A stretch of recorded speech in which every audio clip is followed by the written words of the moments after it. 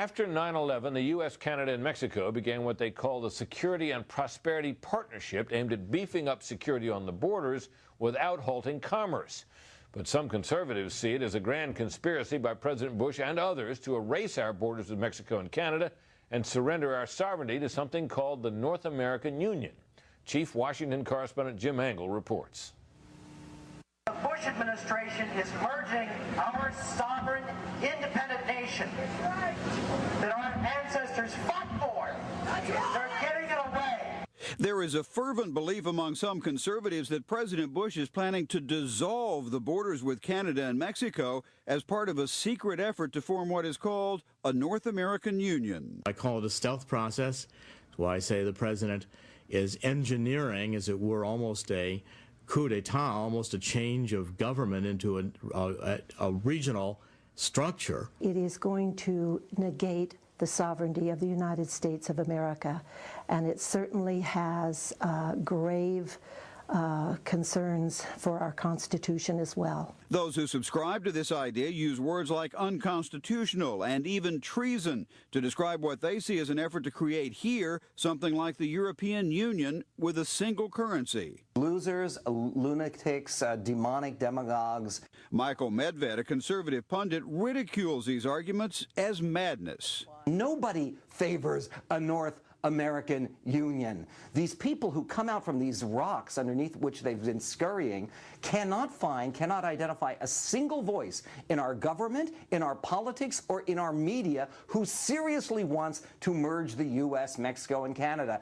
The debate is about something called the Security and Prosperity Partnership, or SPP, an effort announced in Waco in March 2005 by the leaders of the three nations to try to improve border security while removing barriers to legitimate trade. Working groups are trying to synchronize policies on everything from trade rules to managing cross-border diseases such as the avian flu or influenza. But some see something far more nefarious. That's more than a dialogue, as the SPP.gov website shows. That's a shadow government in full operation, below the radar and not fully disclosed to the public. The man some call the godfather of a North American Union, though, says the whole effort was simply a search for how to efficiently deal with 500 million legal border crossings every year, as well as massive trade. Last year, there was $926 billion in trade among the three countries. It's the largest amount of trade among any three countries in the world. And he argues none of the changes people fear could possibly go into effect without passing through Congress. All of these require the assent of Congress in all three countries. All of them would entail a very large debate in three countries. None of this could be done by stealth.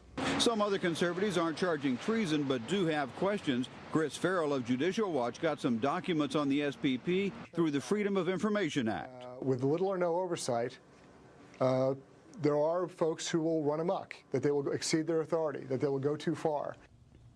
Michael Medved argues that buying into such nonsense, as he put it, does nothing but discredit conservatives. But Jerome Corsi wants a congressional investigation, and a few in Congress agree. Meanwhile, an administration official says rumors about a North American Union are completely false, that all that is going on is nothing more than an effort to coordinate better with our neighbors. Brett? Well, we'll keep an eye on this, Jim. Thanks very much.